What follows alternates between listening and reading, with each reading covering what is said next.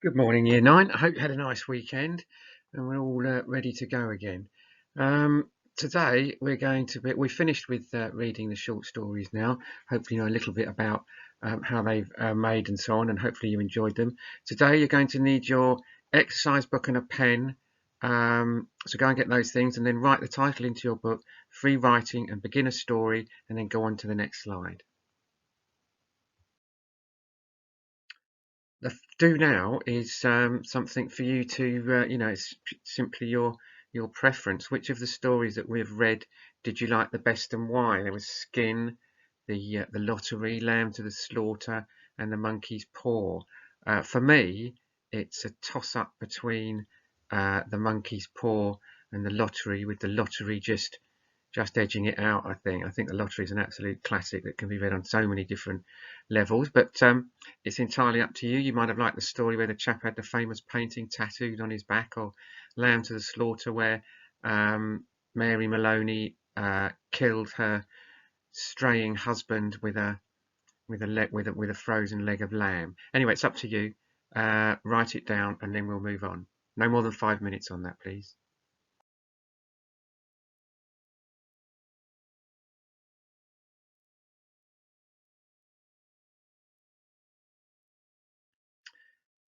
Right, here is the task, the first task, free writing task number 1. Now, free writing is a pre-writing technique. It's something that writers use to create ideas, in which a person writes continuously for a set period of time without thinking about spelling, grammar, or even the topic they're writing about. What you write is not going to be of very good quality, but the purpose of the exercise is to encourage you to get started with your ideas without worrying too much about the style of your writing.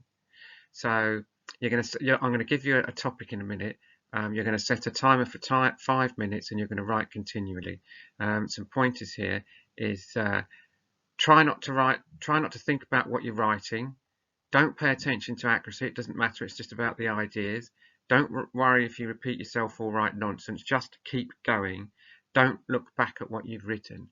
And the key to this is to keep going, because it's in the last 2 minutes that you come up with all the good stuff, when you're really having to push yourself to come up with things. So the topic I'm going to give you is on the next slide, and it is the dentist. So I want you to write for 5 minutes on the dentist. I mean, it could be about, and it's probably going to be about a visit that you've made to the dentist. Make one up, but keep writing for 5 minutes about the dentist. So set a timer on your phone, and off you go.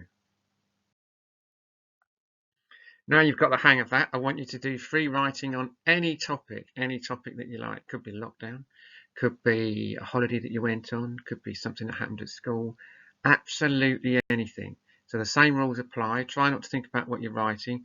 Don't pay attention to accuracy. Don't worry if you repeat yourself or write nonsense, and don't look back at what you've written. Just pick a topic and write for 5 minutes on it without stopping.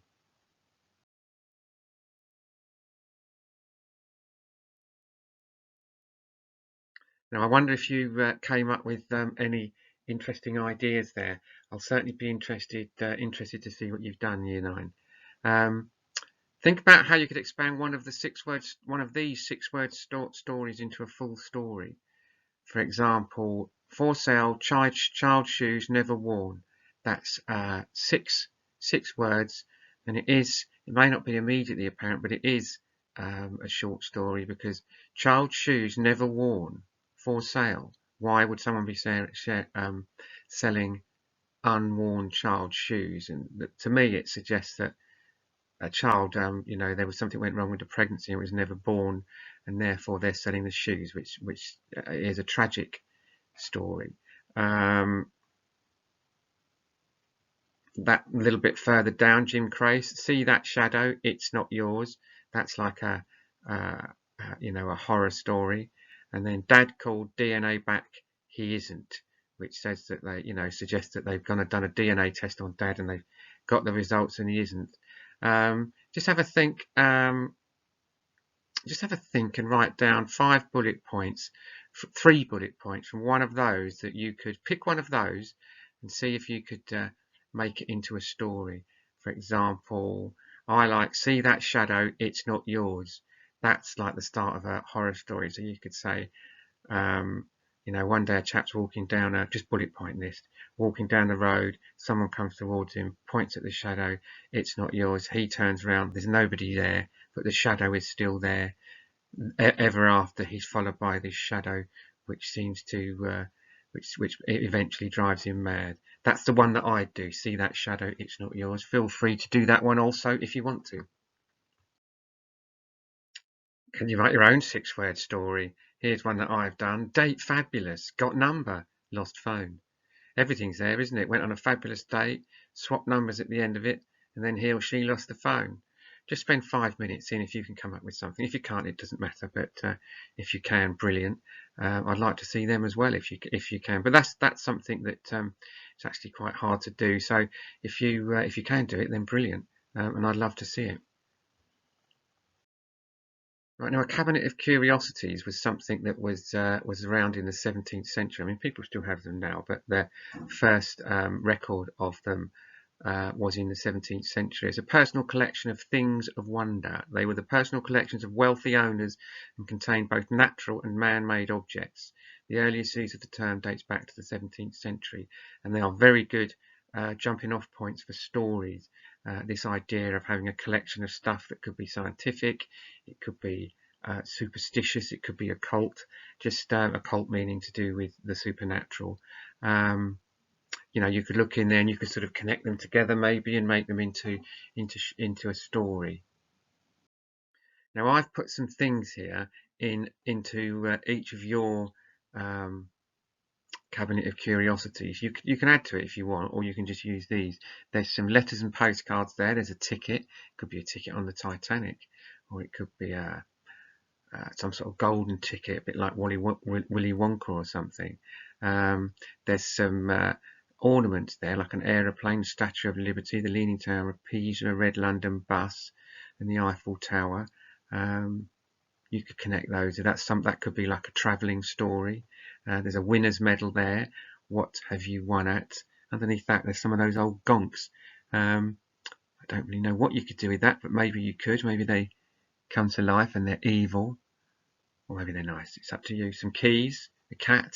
Anyway, what would you have in your cabinet of curiosity? You've got those things there. If you can't think of any, just use those. Just have a look at that and have a think about what you might be able to do with. Oh, there's the shells there as well.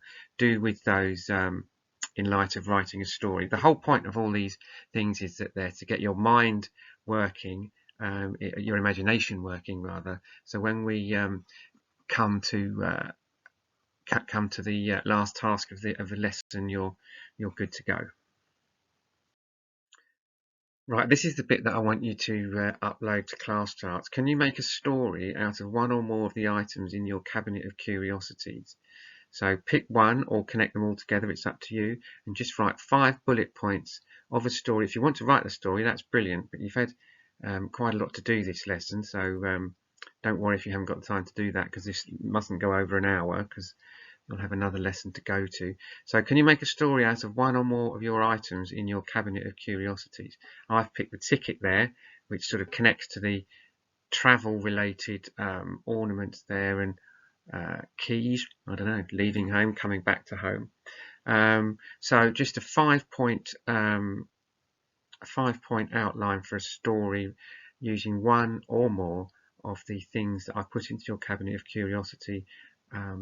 Obviously, if you put something of your own in there, then you know, even better. You can use that also. Right, so that's the actual thing that needs uploading to class charts. If you want to upload your free writing as well, I'll be very pleased to see it. All right, well done, Year 9, and I will see you for a.